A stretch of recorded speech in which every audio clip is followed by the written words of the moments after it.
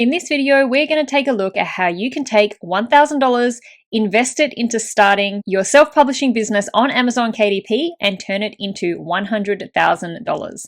Welcome to my channel. Thank you so much for taking the time to join me here today. I've been publishing books on the Amazon KDP platform since 2020, and I know that when I first started, I wanted to do everything myself and do it for as cheap as I possibly could. Free was even better. It wasn't that I didn't have any money to spend on my business, but I thought that I could do it all for free and that paying money for things that I could do myself was a waste of money. After a while though, I started to realize that one, while I could technically do everything myself, I wasn't really good at doing everything that is needed to be done to get a book published. I also realized how I was holding myself back and getting in the way of my business growing quicker by not being willing to spend money on the publishing process. So in this video, I want to go through the steps to take and the things to spend money on if you take $1,000 to create a publishing business and turn that $1,000 into a $100,000 business. Firstly, TimeWise, how long it is going to take to make that $100,000 is going to vary depending on a lot of different factors, things like how much time you have to dedicate to your publishing business, as well as things like what kind of books you want to publish and how much money you want to put towards marketing and promotion. But at the end of the day, publishing isn't a get rich quick kind of deal. So just keep in mind that regardless of how much money you are investing into a publishing business, you will have to put in a good amount of time and effort before you get to that six-figure stage. It is definitely possible though, and you can see that in the many videos that I share on my channel about different books and different publishing brands making tens of thousands of dollars per month with publishing books on KDP. And secondly, why the goal of $100,000? Why not a different figure? You might have your own goal in mind, and that goal might be different to $100,000, and that is totally fine. The steps that you need to take to get there will still be the same regardless of whatever monetary goal that you set for yourself. But I use that figure because I noticed that when people start an online business or when they start working for themselves, the first goal that people have is usually to make $100,000 or to hit the six-figure mark. It's a big goal for most people, but also not completely out of reach or totally impossible. In fact, it is very possible for the majority of people. So, what are you going to do with $1,000 to publish books? The first step is, before you spend any money, you need to decide whether you are going to publish low or high content books, or maybe you want to publish both. Low content books are books that have very little to no written content in them. These are books like coloring books, activity books, puzzle books, and even journals. And high content books are the opposite of that. High content books are books with a lot of written content in them, books that you would actually read, like fiction and non-fiction books. So the first thing that you are going to spend money on is having your book created in some way. And this could be actually hiring someone, so outsourcing somebody to create the entire interior of the book for you, or it could be purchasing templates to use within the pages of your book, or purchasing a tool to help you create the book yourself. For example, for low content books, you might need to purchase a puzzle tool to create word search puzzle books or a maze activity book. There are lots of these kinds of puzzle tools that are linked down in the description box below that can help you create all sorts of different puzzle books. Or maybe you want to create guided prompt journals. So you can purchase templates that you can use within the interior pages of your book to help create that interior. And the thing that is so great about low content books is that you can create them very affordably. Let's say that you do spend, say, $100 to $150 on puzzle book tools to help you create puzzle books. You can now make an unlimited amount of puzzles and books with that particular tool. Now, if you'd rather, or if as well as low content books, you want to publish high content books, then you are going to have to invest a little more in having that book created by hiring a ghostwriter to write the book for you. There is also the option of using AI to help you create the content of your book. In a recent video that I shared on my channel, Amazon are allowing the use of AI when you are creating your books, as long as you disclose that when you are uploading your book to KDP. But at this point, we're not too sure what the ramifications implications are going to be for using AI to write books, whether it's going to affect royalties, maybe receiving a lesser royalty for a book created with AI or anything like that. So at this point, it is probably safer to use ghostwriters over AI to create the content for your book until we know exactly how using AI is going to affect publishing on KDP.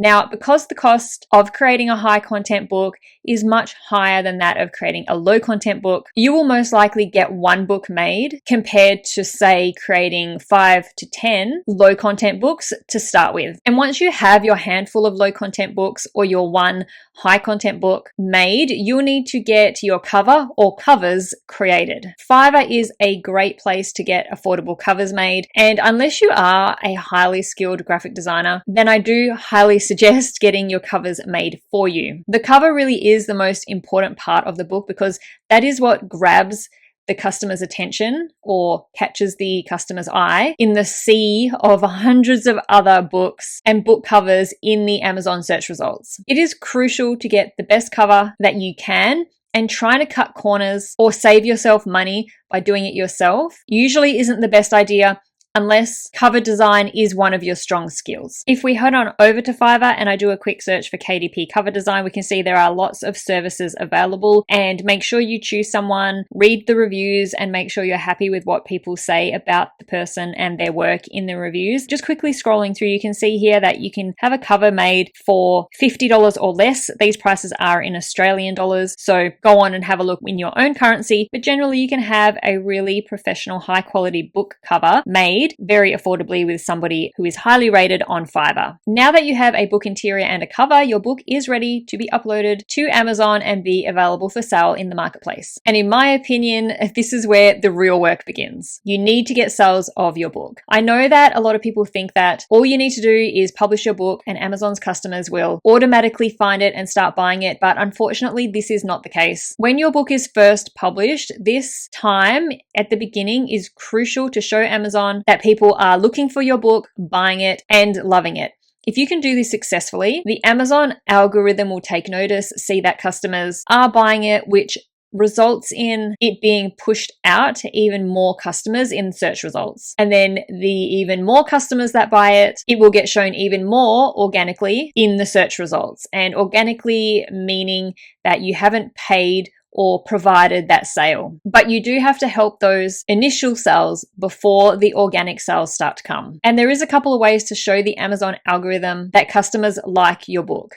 One is them buying it, and the next is customers leaving reviews, and hopefully positive reviews of your book. So how do we get sales and reviews? Now, let's say you are publishing low content books and so far you have spent $250 to $300 to have your 5 to 10 books and covers created. And if you're publishing high content books, maybe you've spent $550 on having your book and the cover created. This leaves a good amount of money to spend on promoting and advertising your books and getting some reviews. Amazon ads is going to be the most effective and the fastest way to see sales of your books.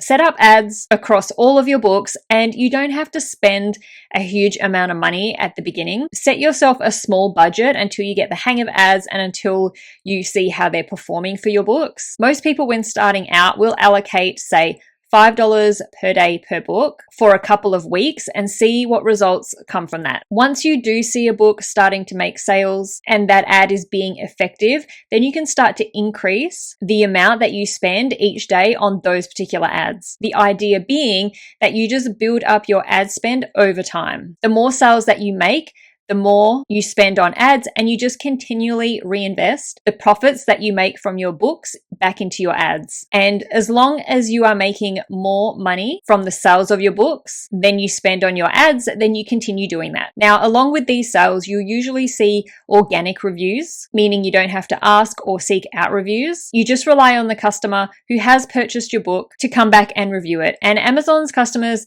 are pretty good at this. They love leaving reviews on their purchases. And Amazon also sends out emails prompting them to do this as well. But you really do want to build up reviews as quick as you possibly can, because this is just social proof that other people are enjoying the book, that it was what they expected when they purchased it, and that it's served its purpose. And people like buying what everyone else is buying. So seeing people reviewing a book means that they've purchased it. And if lots of people are reviewing it, it just draws other customers in even more. This is an extreme example. This highly successful book by Crystal Radke, I've talked about it in a few of my videos. One of the best-selling books on all of Amazon. Look at how many reviews this book has. It's highly unlikely that a customer will choose a different Learn to Write book when so many people are buying this one based purely on how many people have reviewed it. Generally, customers like to stick with the herd, so to speak, and buy what everyone else is buying.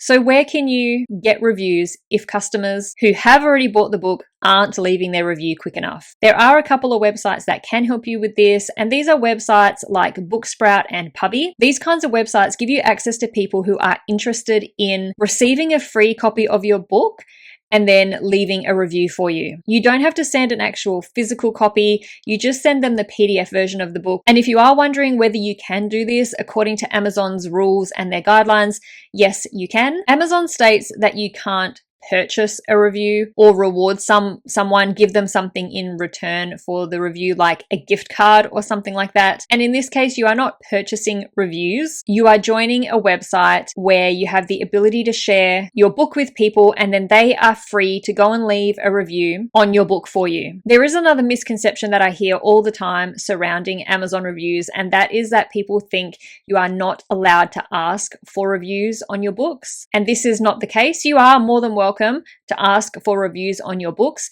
but you have to ask for an honest review. So you are not allowed to ask somebody for a positive review or a 5-star review, or don't leave me a negative or 1-star review or anything like that. But you are totally fine to ask for an honest review. So just be aware that by using these websites to get reviews, you will get reviews from them, but it is not going to guarantee good reviews. These people are still going to leave their honest opinion. At this point, you have done everything you need to do to turn that $1,000 into $100,000. Once you have your books published, it's all about reinvesting the money that you make and continually growing your sales until you reach that $100,000 or whatever goal it is that you have set for yourself.